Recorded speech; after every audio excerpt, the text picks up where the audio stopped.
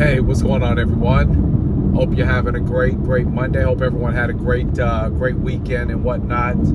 I just wanted to jump on here real quick and have a conversation. As a matter of fact, the conversation is sparked on a client we're working with, and great person. They were referred to us, and matter of fact, the person that referred this individual to us has referred many people to us. And so we're always very happy to get those referrals because we know that those are warm referrals. They come from an area where somebody has given a recommendation. And so we're very honored about that. But this individual, they have some struggles.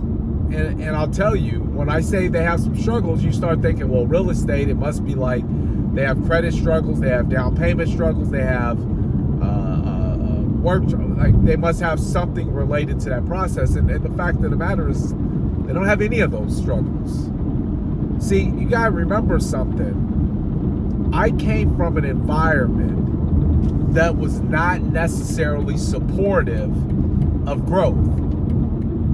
I came from an environment where there was a tribal belief that if you stay down, then we all stay down. And there was also a belief that, certain things just, weren't meant for us. Wealth wasn't meant for us. Financial freedom wasn't meant for us. Owning a home wasn't meant for us, right? Because it wasn't things that were necessarily taught in the house that I grew up in. So this individual doesn't have an issue with anything other than mentally how they perceive themselves, the situation. As we're going through the process and the step-by-step to help them get what they want, it seemed like every time a challenge would come up, this person would lose faith.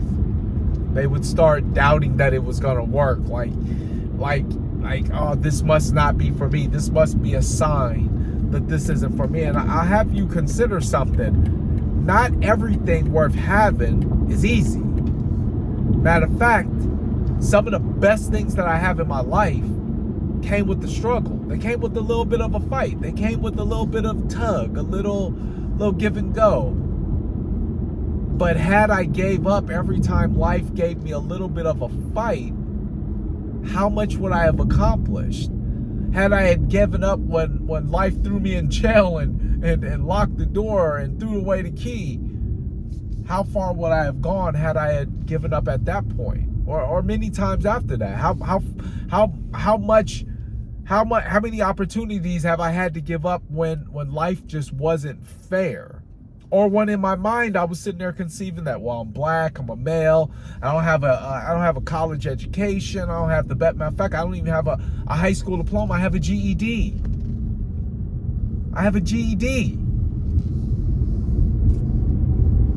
I remember when first time I ever made six figures, and I was like, you got a GED. You got a GED. And I'm talking about making six figures legally, the right way. And so every time this person is getting down on themselves, I'm trying to boost them up. But I had to get to a point where I said, I can't want this for you more than you want it for yourself. I can't desire for you to make it to where you want to make it in life more than you want to desire to make it there for yourself. See, I learned a long time ago, I'm not a savior.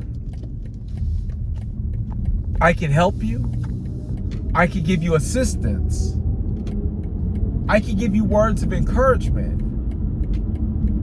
But if you keep falling down and you keep falling into a woe is me every time something happens, what do you think is going to be a more powerful outcome in your life?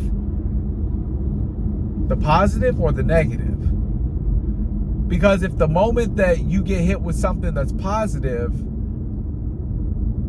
you're sitting there waiting on something negative to happen, but then the moment something negative happens that doesn't necessarily align with what you think is the most perfect outcome, then what are you reinforcing in your mind? And because I do come from such a diverse background, meaning things weren't all peachy cream, things weren't all perfect, that nothing was laid out and handed to me. Matter of fact, if anything, life became more difficult because I started noticing the more difficult I became to deal with as a child, the more people walked away, the more people said, I don't want to have nothing to do with this. Nobody wants to deal with a difficult child because they don't understand that something inside of that child has a blessing in them. But God means to keep those blessings away from people who don't deserve it, who don't need it, right? And so you have to remember something. Nobody can save you. Nobody's going to lift you up. Nobody's going to give you the things that you need. Nobody's going to want it for you more than you want it for yourself. If you desire to have something, you got to follow through, and you have to remember something. You're going to get knocked down. It's going to happen. Trust me, I've been knocked down. I've been there.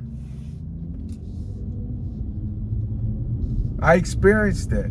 I know what it feels like to go to school after your clothes smell like kerosene from lighting them in the house because you didn't have no power, no electricity.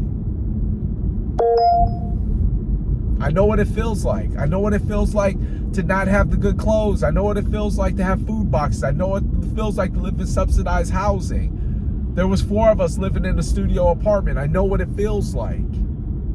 But you get up. You keep going. I know what it feels like to be bankrupt. I know what it feels like to be paycheck to paycheck. I know what it feels like to have your last dollar and be like, it's either food or gas. Which one? But I also know that I've seen God show up and checks mysteriously end up in my bank, inside of my mailbox. Checks. My wife will be like, hey, we got a check from somewhere, like a rebate from an insurance company or somewhere we done paid too much and they giving us a check back. There always popped up a check. What I mean to say by that is that for every time you get knocked down, if you look for the blessing, you'll find it. But you can't expect other people to want it for you more than you want it for yourself. I've dealt with people like that. I've dealt with people, and I typically I just don't feed into it. And I let this individual know, and I was very polite and nice about it. But sometimes you need a kick square in your, you know what. And I said, I can't want this for you more than you want it for yourself.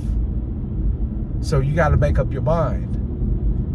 You gonna ride the woe is me wagon, or you gonna get up on your get in your grown folk pants and get after it. These are all options that we all have, all right?